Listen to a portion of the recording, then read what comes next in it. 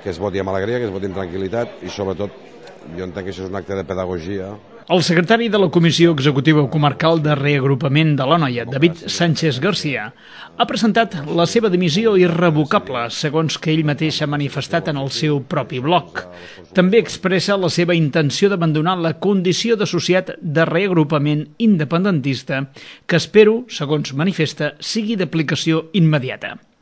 El dirigent comarcal ho justifica per desavinences personals i estratègiques amb membres de l'actual Comissió Executiva Comarcal que van culminar quan, en el transcurs de la darrera reunió del passat 24 de maig, alguns membres de l'actual Comissió Executiva Comarcal restant el van comminar a no continuar en el càrrec. Aquest que veieu ara és el document electrònic del blog d'en David Sánchez García.